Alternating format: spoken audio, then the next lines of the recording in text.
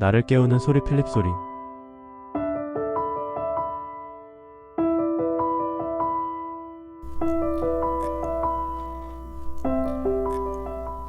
진짜 부자는 누구인가?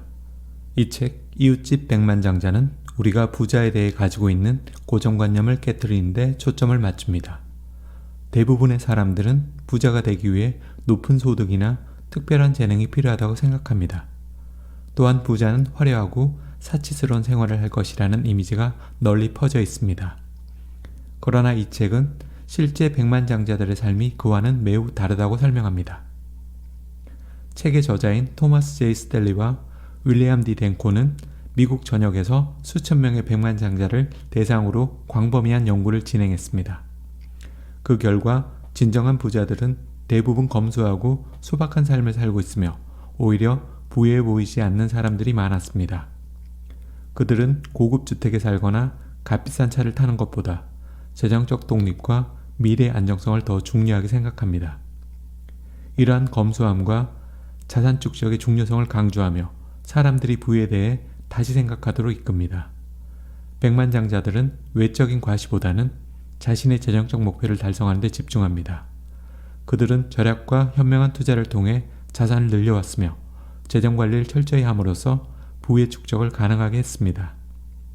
또한 이 책은 단순히 부자가 되는 비법을 알려주는 것이 아니라 부자가 되기 위한 사고방식과 생활습관을 자세히 보여줍니다. 누구나 이러한 원칙을 따른다면 높은 소득이 없더라도 재정적 독립을 이룰 수 있음을 설명합니다. 결국 이웃집 백만장자는 진정한 부란 외적인 모습이 아닌 내면의 재정적 철학과 습관에서 비롯된다는 메시지를 전합니다. 이 책은 부의 본질을 이해하고 자신의 재정 목표를 새롭게 정의할 수 있는 계기를 제공하고자 합니다. 제1장 백만장자는 어떤 사람인가? 많은 사람들이 부자에 대해 가지고 있는 이미지는 주로 외적인 모습에 기반을 둡니다. 명품 옷을 입으며 화려한 저택에서 사는 사람들이 부자일 것이라고 생각합니다. 하지만 이웃집 백만장자에서 조사한 실제 백만장자들의 모습은 일반적인 인식과는 크게 다릅니다. 대부분의 백만장자들은 보통 사람처럼 평범해 보이며 화려함과는 거리가 먼 삶을 살고 있습니다. 그들은 고급 식당 대신 저렴한 식사를 선호하고 비싼 브랜드보다 실용적인 물건을 구입합니다. 주택 역시 허세를 부리기 위해 크고 비싼 곳을 선택하지 않습니다. 오히려 경제적이고 합리적인 선택을 통해 자산을 효율적으로 관리합니다. 백만장자들의 공통된 특징 중 하나는 검소함입니다. 그들은 소비를 자제하고 꼭 필요한 곳에만 돈을 씁니다. 과시나 외부의 시선을 의식하지 않고 자신의 재정적 목표에 맞춘 소비를 합니다. 겉으로 보기에는 평범하거나 소박해 보이지만 그 이면에는 철저한 재정관리가 자리 잡고 있습니다. 또한 백만장자들은 고소득 직업이나 특별한 재능 덕분에 부를 이룬 것이 아닙니다. 많은 사람들이 열심히 일하며 평균적인 수입을 올리지만 절약과 투자를 통해 자산을 꾸준히 늘려왔습니다. 돈을 버는 것보다 어떻게 관리하고 투자하느냐가 더 중요한 것입니다. 특히 자산 축적에 있어서는 소득보다 자산을 중시합니다. 수입이 많다고 해서 반드시 자산이 많은 것은 아닙니다. 만약 높은 소득을 올리더라도 그만큼 소비가 많다면 자산이 늘어나지 않습니다. 반대로 소득이 적더라도 계획적으로 저축하고 투자한다면 충분히 부자가 될 수 있습니다. 결국 백만장자가 된 사람들은 자신만의 철저한 소비 습관과 재정관리를 원칙을 통해 자산을 축적해 왔습니다. 그들은 화려함보다는 재정적 독립과 자유를 추구하며 자산을 통해 안정적 미래를 설계합니다. 이웃집 백만장자는 이러한 실질적인 부자들의 모습을 통해 독자들에게 진정한 부의 의미를 다시 생각하게 만듭니다. 이 책에서 첫 장은 부자에 대한 고정관념을 깨뜨리고 실제로 부자가 된 사람들의 삶을 이해하도록 돕습니다. 부자란 얼마나 벌었느냐가 아니라 어떻게 관리하고 유지했느냐로 정의된다는 중요한 메시지를 전달합니다. 제2장 절약, 절약, 또 절약. 이웃집 백만장자의 2장은 부자들의 가장 중요한 습관 중 하나인 절약을 중심으로 설명합니다. 대부분의 사람들은 부자가 되기 위해 많은 돈을 벌어야 한다고 생각합니다. 그러나 저자들이 조사한 백만장자들은 고소득에 의존하기보다는 검소한 생활 습관을 통해 자산을 쌓아왔습니다. 이들은 절약과 소비 통제를 통해 자산을 보호하고 이를 바탕으로 재정적 자유를 누릴 수 있습니다. 백만장자들은 소비 습관에서 몇 가지 특징적인 점이 있습니다. 그들은 먼저 소득의 일정 부분을 항상 저축합니다. 예기치 못한 상황에 대비하기 위해 비상금을 마련하고 여유자금은 적절한 투자로 이어갑니다. 이렇게 함으로써 그들은 경제적으로 불안정한 상황에서도 결코 흔들리지 않을 수 있었습니다. 또한 그들은 소비를 결정할 때 매우 신중합니다. 비싼 물건을 사거나 사치품을 구입하기보다는 실용적이고 경제적인 물건을 선택합니다. 브랜드나 최신 트렌드에 흔들리지 않고 필요한가라는 질문을 항상 자신에게 던지며 소비를 통제합니다. 특히 자동차와 같은 큰 비용이 드는 물건일수록 철저하게 비용과 혜택을 비교하고 가성비 높은 선택을 합니다. 백만장자들이 자주 실천하는 또 다른 습관은 가계부나 예산표 작성입니다. 그들은 매달 수입과 지출을 철저히 기록하며 예상보다 지출이 많아지면 즉시 조정합니다.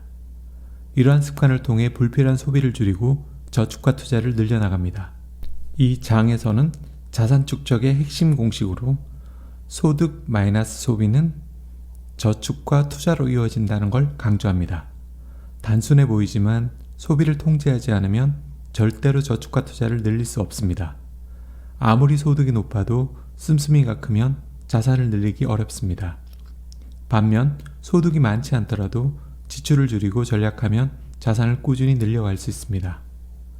특히 이 책에서는 절약과 관련해 소비의 만족감을 관리하는 것도 중요하다고 말합니다.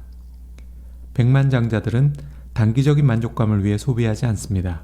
그들은 장기적인 목표를 위해 욕구를 통제하고 미래에 더 큰 재정적 자유를 우선시합니다. 이러한 태도가 바로 부를 쌓을 수 있는 중요한 습관으로 작용합니다. 결국 부자들은 자산을 축적하고 유지할 수 있었던 가장 중요한 비결은 절약의 생활화였습니다.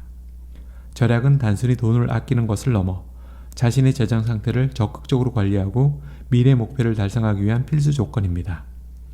이웃집 백만장자는 이러한 절약의 중요성을 깨닫고 소비 습관을 점검하는 계기를 제공해 줍니다. 제3장 시간과 에너지와 돈. 이웃집 백만장자의 3장은 백만장자들이 어떻게 시간과 에너지, 돈을 관리하는지를 중점적으로 다룹니다.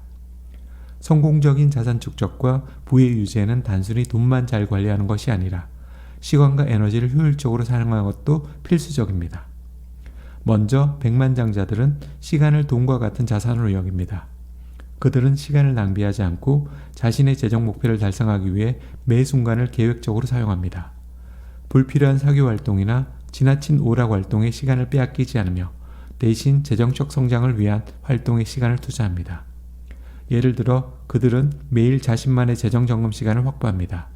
이 시간 동안 자신의 지출 내역을 점검하거나 투자 계획을 세우고 조정합니다. 또한 장기 목표와 단기 목표를 주기적으로 검토하여 현재 상태와 목표 간의 차이를 파악하고 필요한 조치를 즉각적으로 취합니다. 에너지 관리 역시 백만장자들이 중시하는 요소입니다. 그들은 자신이 가장 생산적이고 에너지가 넘치는 시간을 활용하여 중요한 결정을 내리거나 재정 관리를 합니다. 필요하거나 집중력이 떨어질 때는 중요한 결정을 미루고 몸과 마음의 상태를 회복시키는 데 집중합니다.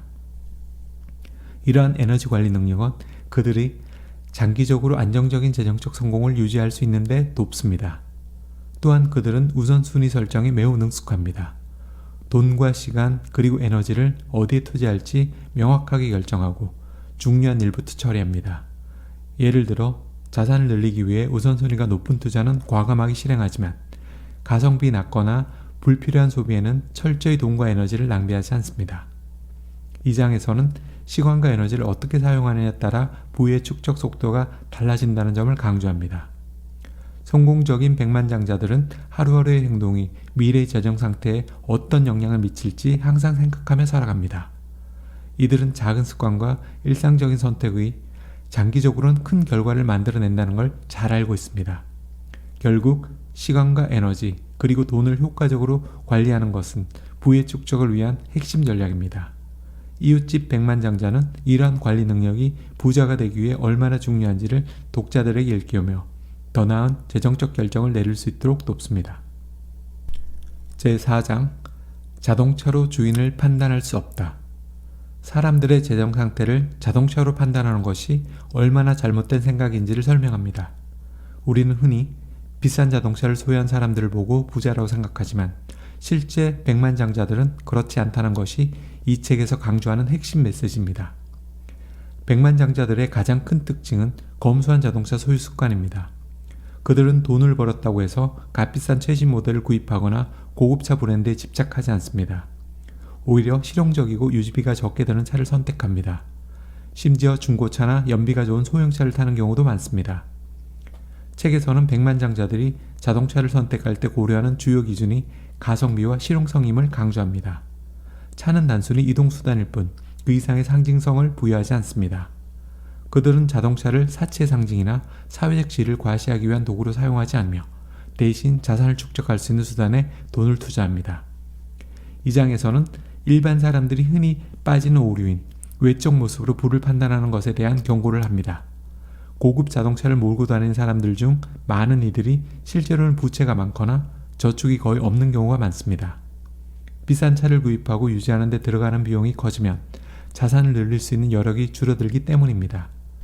반면 백만장자들은 자동차보다 더 중요한 재정 목표를 위해 소비를 절제합니다. 또한 소유물에 대한 심리적 만족감에 대해 다룹니다. 비싼 물건을 소유함으로써 얻는 단기적인 만족감은 시간이 지나면 사라지기 마련입니다. 백만장자들은 이러한 심리적 함정을 잘 알고 있기 때문에 자동차나 다른 고가 물건에 과도하게 돈을 쓰지 않습니다. 결국 이 장은 백만장자들이 부를 축적할 수 있었던 이유 중 하나가 자동차와 같은 외형적인 소비에 휘둘리지 않는 것임을 명확히 합니다. 부자가 되기 위해서는 사회적 인식이나 허세를 위한 소비가 아닌 장기적인 재정 목표에 맞춘 소비가 필요하다는 메시지를 전달하고 있습니다. 이렇게 8개의 챕터 중에 제1장 백만장자는 어떤 사람인가, 제2장 절약 또 절약, 제3장 시간과 에너지와 돈, 그리고 제4장 자동차로 주인을 판단할 수 없다까지 전반부 내용을 읽어봤습니다.